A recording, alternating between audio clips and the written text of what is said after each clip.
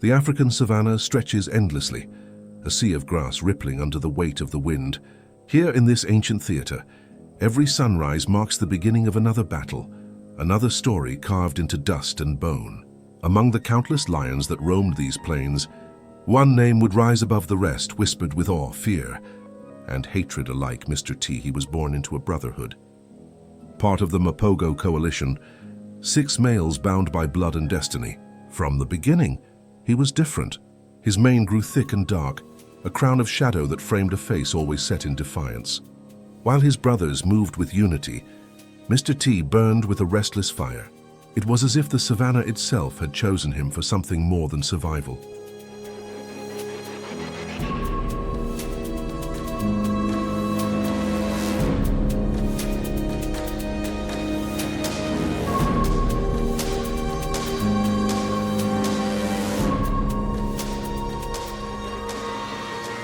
The Kruger and Sabi sands would become his kingdom, and yet also his curse.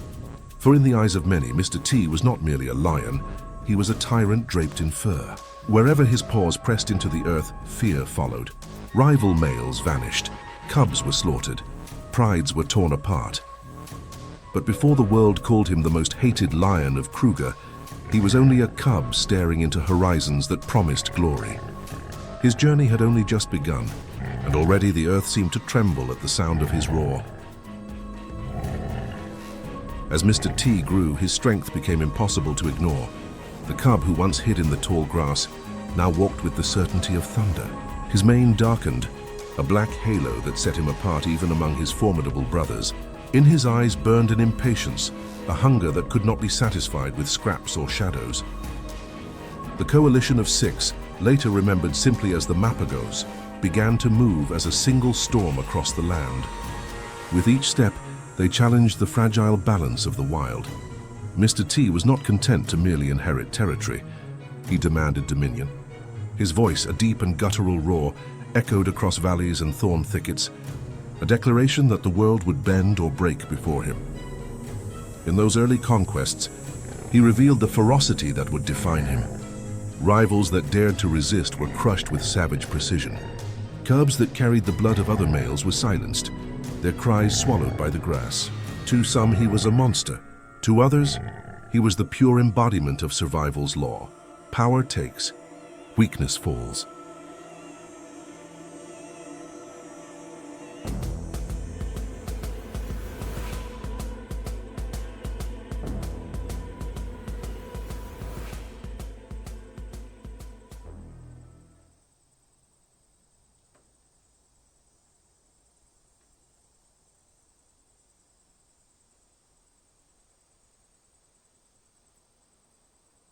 This was the call he answered, not from gods or spirits, but from the unrelenting truth of nature itself. Mr. T's path was clear. He would not live quietly. He would carve his story in blood and fear, and no one would forget his name. The Mapogo coalition pressed forward, 6 lions bound together like warlords.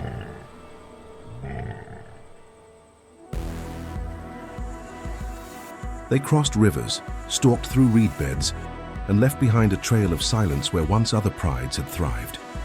To the lions of Sabi Sands, their arrival was not simply a change of rule, it was an apocalypse. At the heart of this storm stood Mr. T.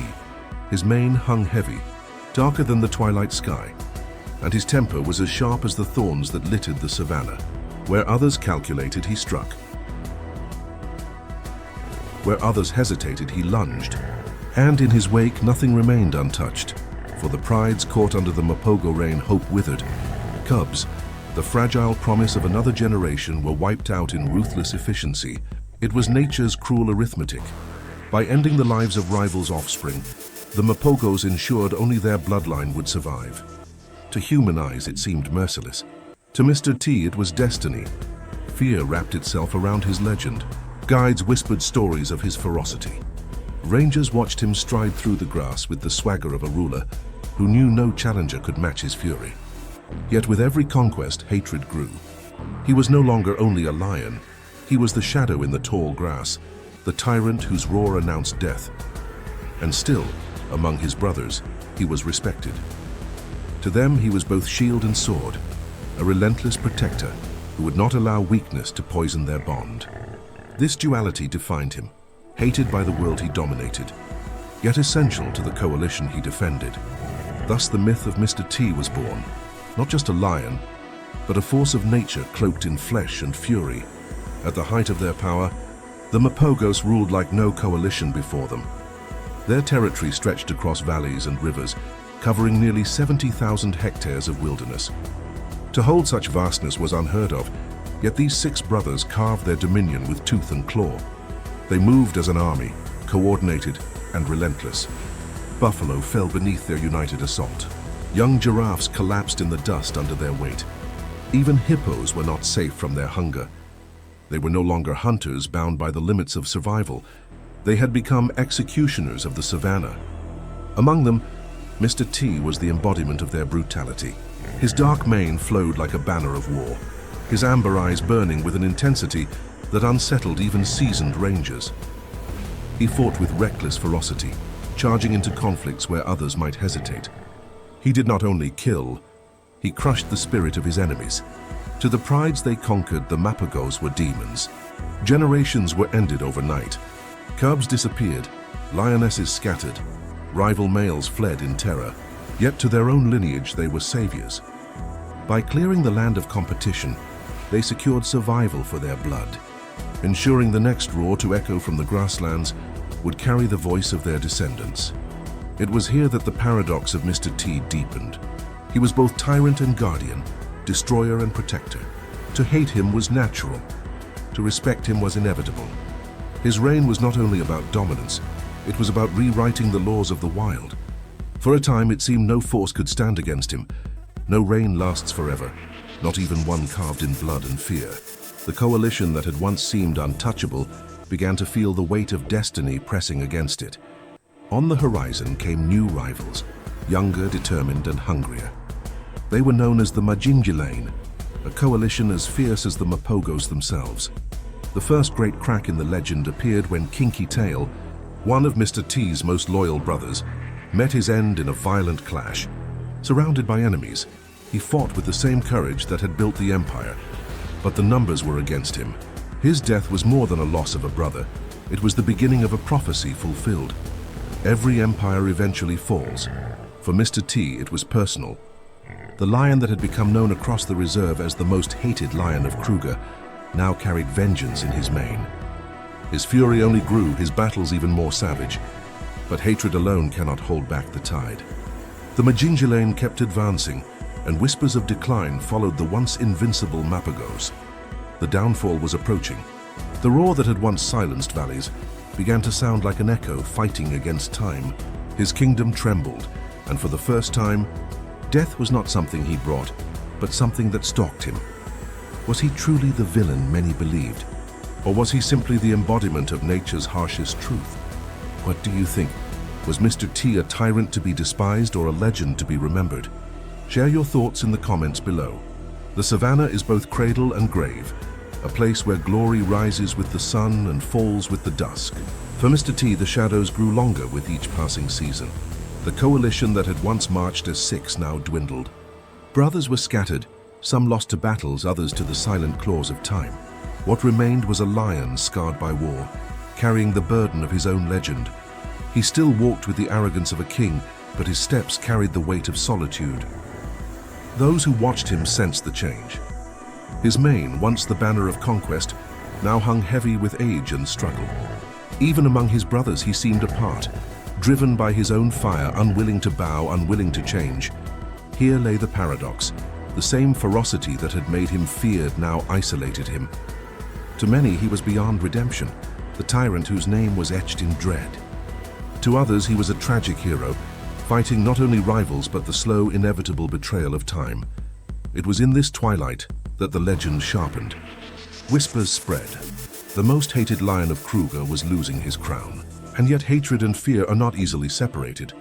Even as his strength faltered, the savanna remembered his brutality, his victories, his unrelenting will.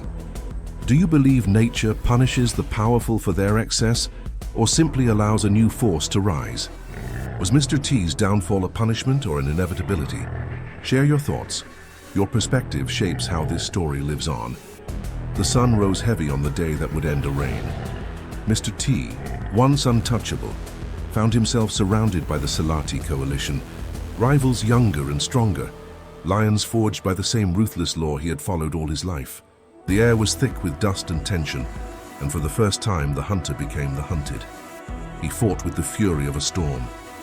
His jaws snapped like thunder, his claws raked like lightning, and his roar tore through the plains as if to remind the world who he was. Even as teeth sank into his flesh, he refused to surrender.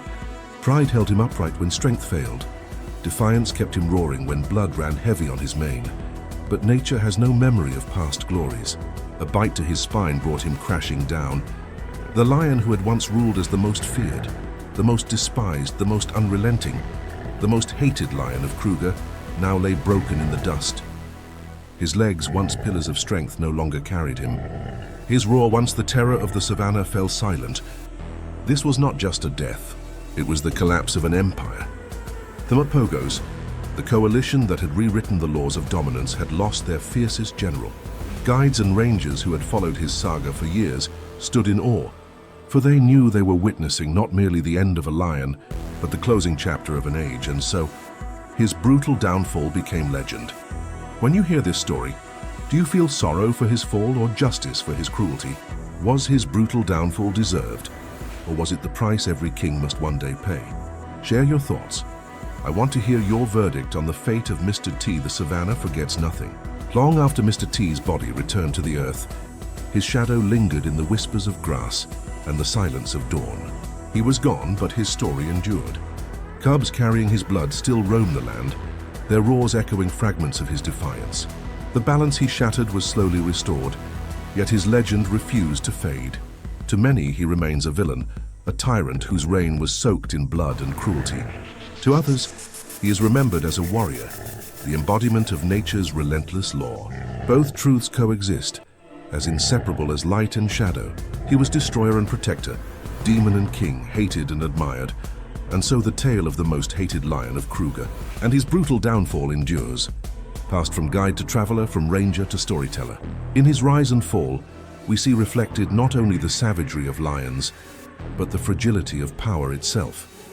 What is a king but a moment in time? What is hatred but the measure of one's strength against the world? Mr. T answered with his life. Legends are carved not in peace, but in the struggle against inevitability. Do you believe he was cursed by his brutality or immortalized because of it? Leave your thoughts below. Your voice keeps his legend alive.